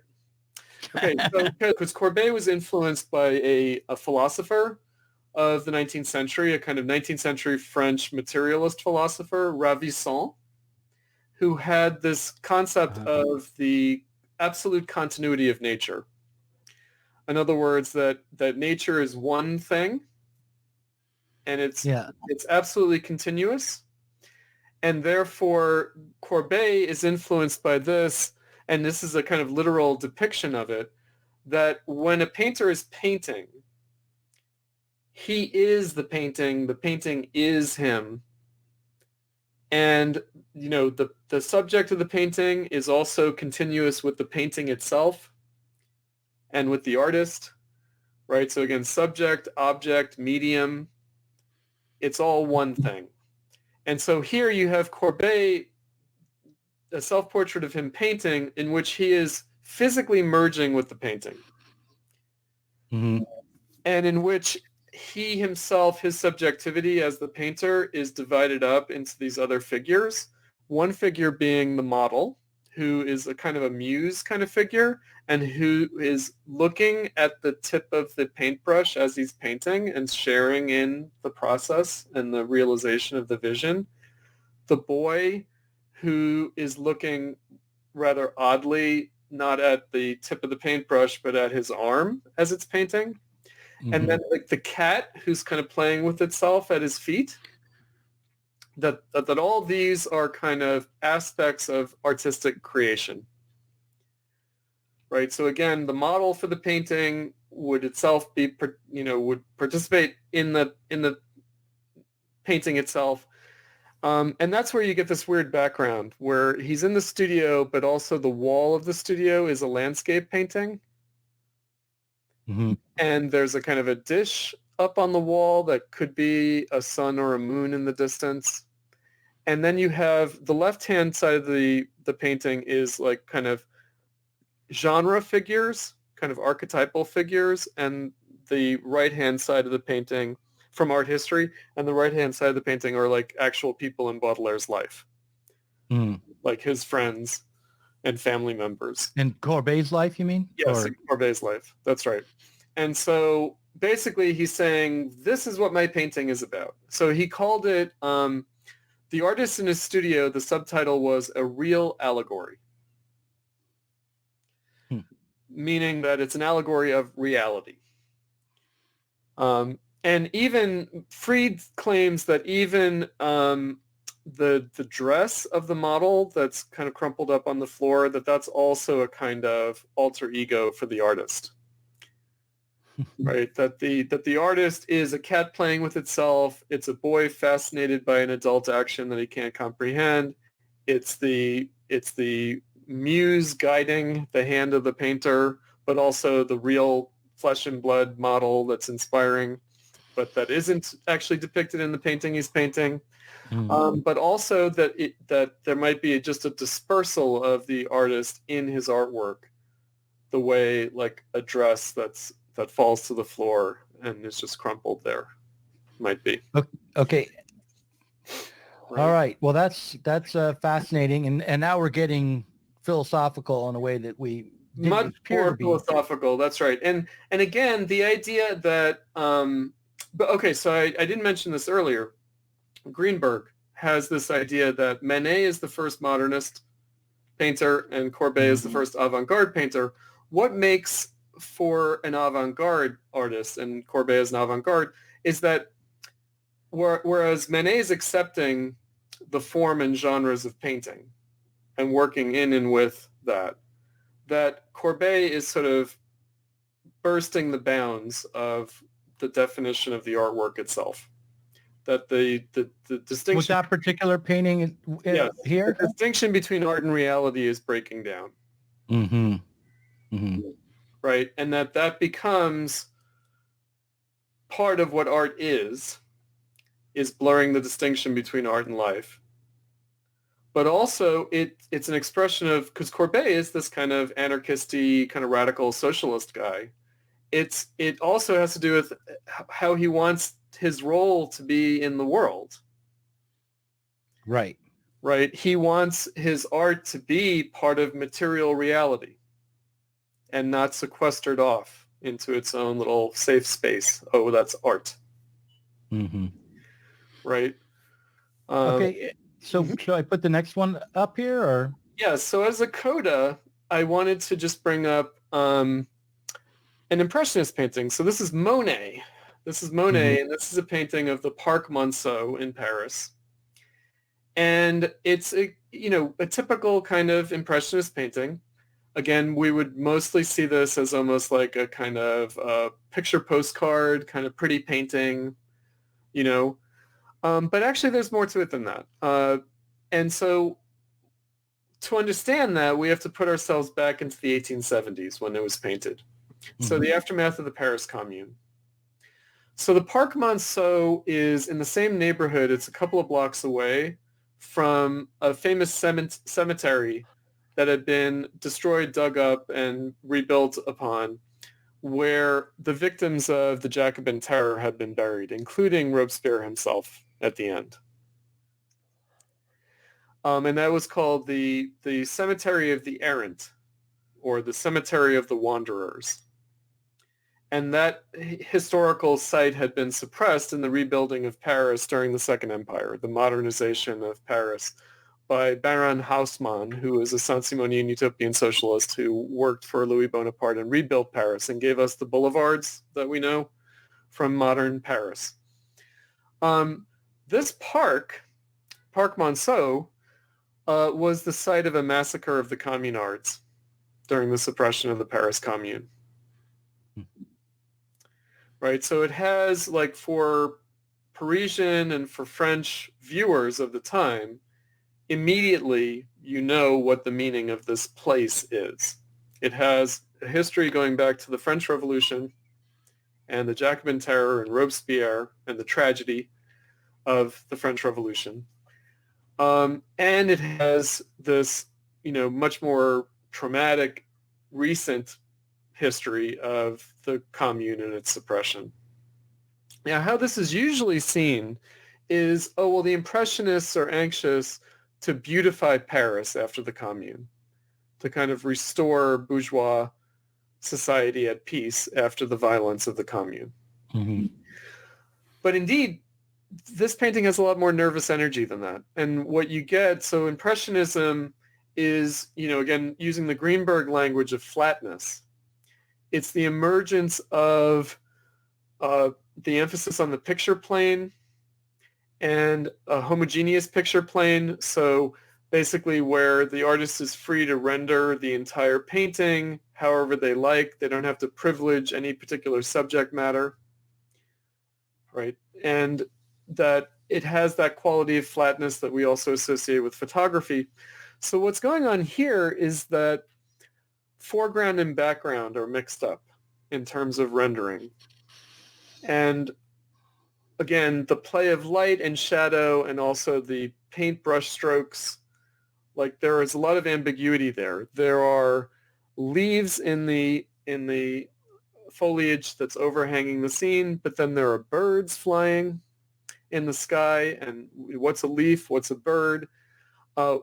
Down below, what is shrubbery, what is flowers, what are people in the distance?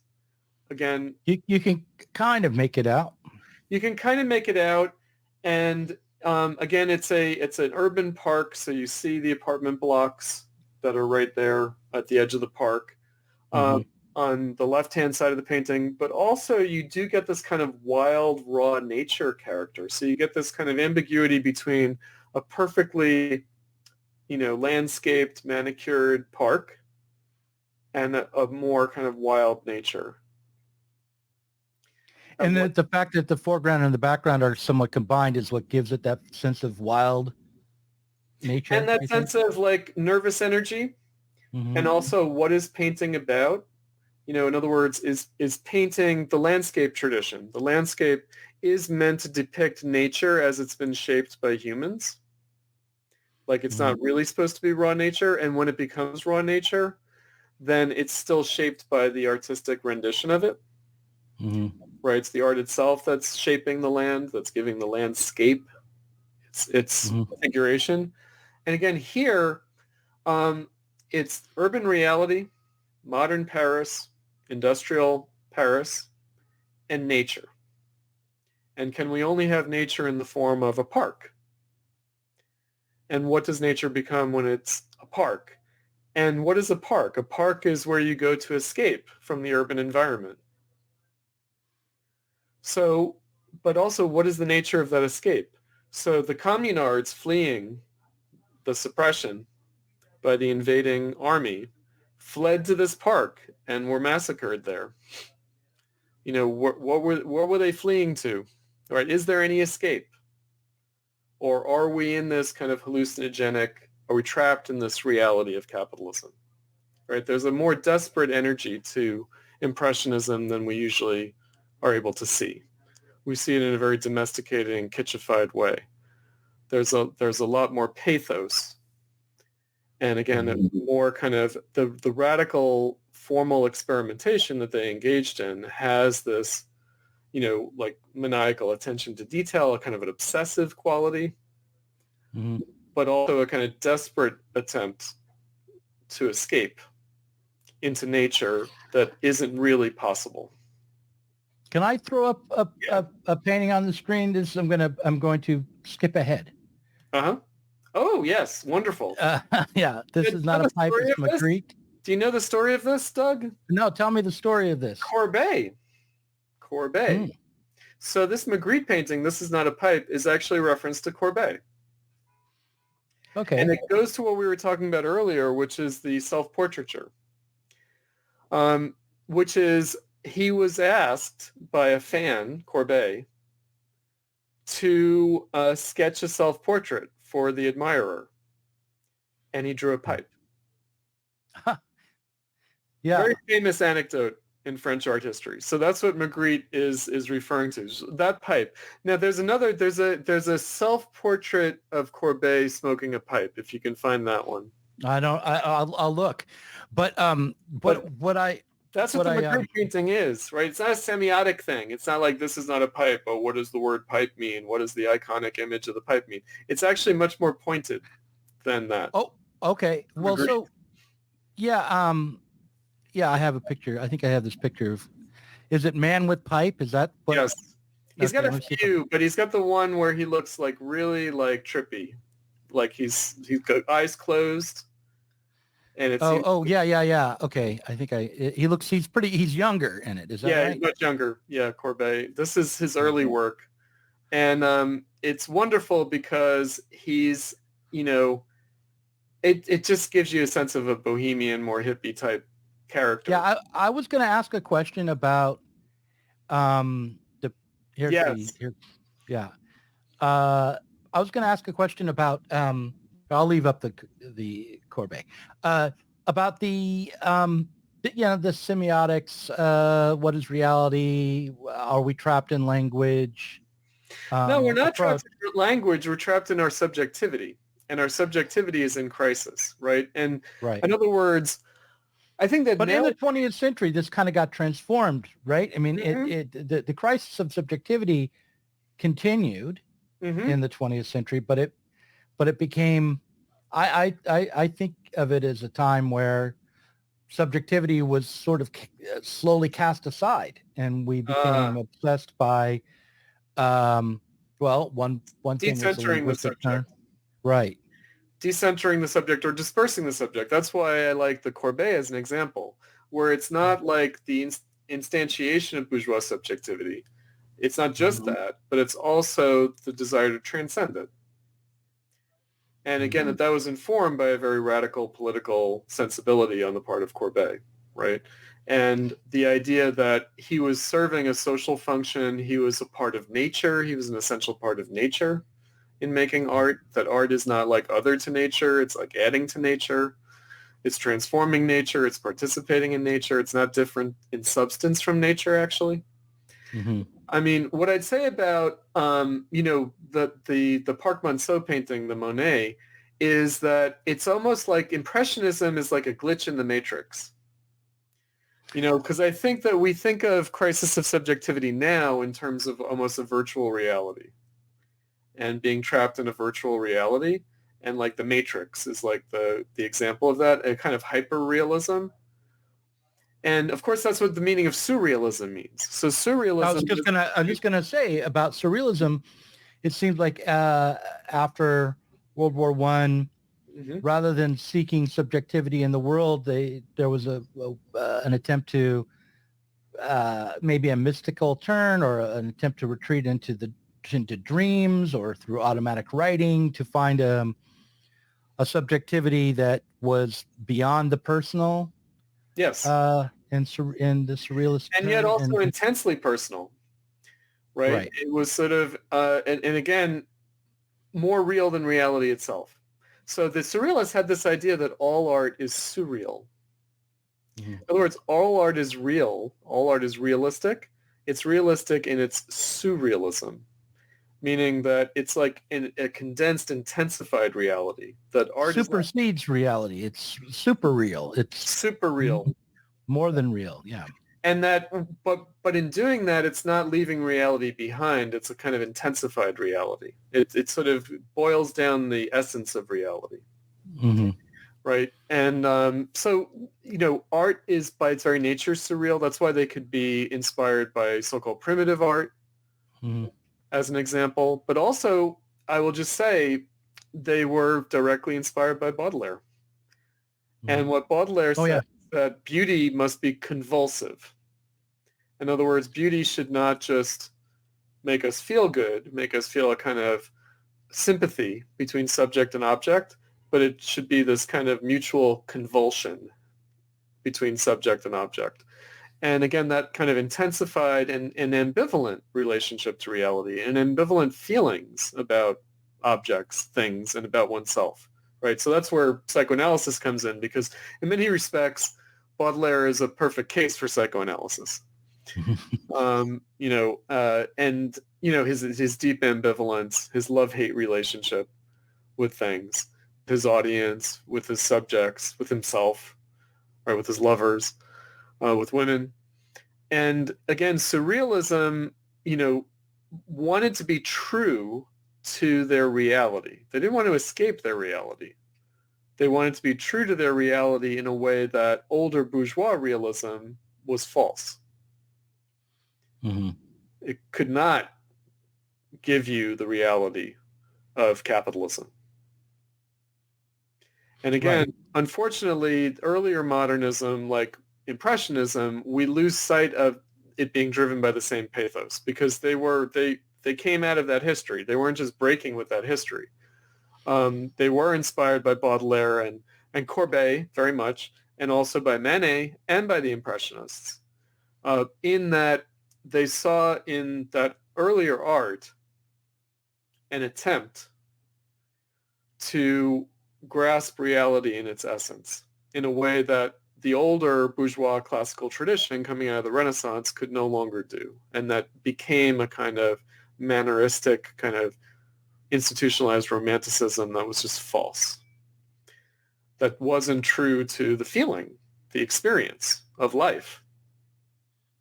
Mm-hmm. Right. And so, again, we tend to think of, again, socialist realism, like as an ethos, condemned modernism as solipsistic and narcissistic and, individualistic, the art retreating from society and from reality and failing to perform their social duty. Well, that's not how the Marxist critics of the time thought about it. They thought they actually are serving their social duty. They are doing a social function in making the reality of capitalism apparent, making us feel it, again, in a way that the older bourgeois tradition could no longer do. And to try to fit the reality of capitalism in that older bourgeois tradition was false. In the 70s and 80s, the idea of the avant-garde was somewhat abandoned in the arts, I think. I'm not a scholar. I haven't taken art history classes except once, but I've gone to museums. I've purchased a few books, and my understanding is that contemporary art turned away from the whole notion that there might be a proper approach to capturing social reality, but rather it was eclectic. And also that led to one of the critiques of avant-garde art was that it was Eurocentric. Yeah. And that instead of what artists should do is represent their lived experience, I guess, and their group. In a more sociocultural way. I mean, what I'd say about this is postmodernism. The problem with postmodernism is that it just sort of fudges and botches things, meaning, I kind of get it. They're reacting against the kind of canonized modernism and canonized avant-gardism. And, it comes out of the moment I mentioned Rosalind Krauss. But we've been looking at that canon today, right? I mean, haven't we been looking at pretty canonical? We have been, very canonical stuff. But in the context of the Vietnam War, like today when people are like, oh, these museums and these universities are invested in Israel, right? Like back then it was like, oh, there's like arms manufacturers whose CEOs are on the board of trustees of the art museum, right? And no, they're complicit in this genocide war in Vietnam, and there must be something wrong or culpable implicated about the art itself. Like if these people like this art, there must be something wrong with it. And no, I don't accept that. And also, that's one way that it's botched. The other way that it's botched is in a kind of false pluralism.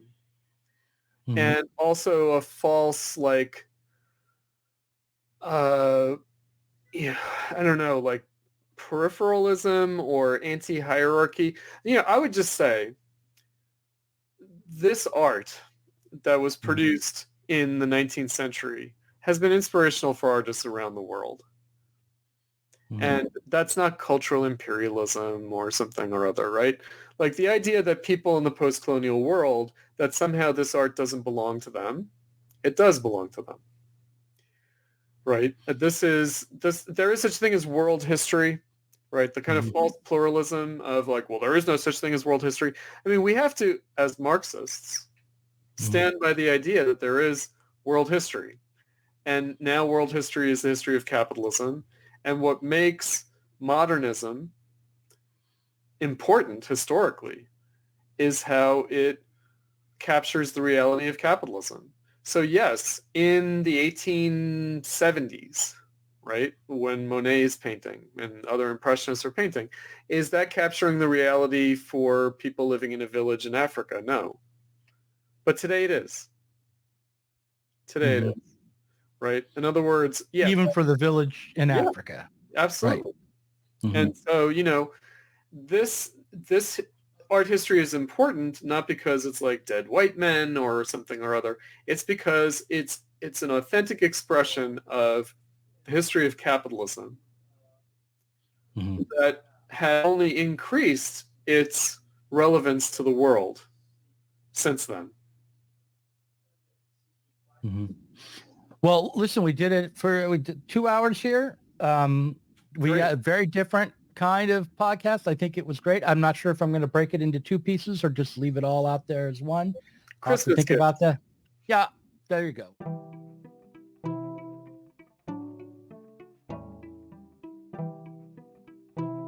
If you enjoyed this conversation, please do consider supporting us on Patreon. Our patrons help to make sure that Sublation Media can continue to provide interviews, videos, books, and articles that are critical of the left from the left. If you are tired of remaining stuck within bourgeois ideologies and politics, help us sublate them both.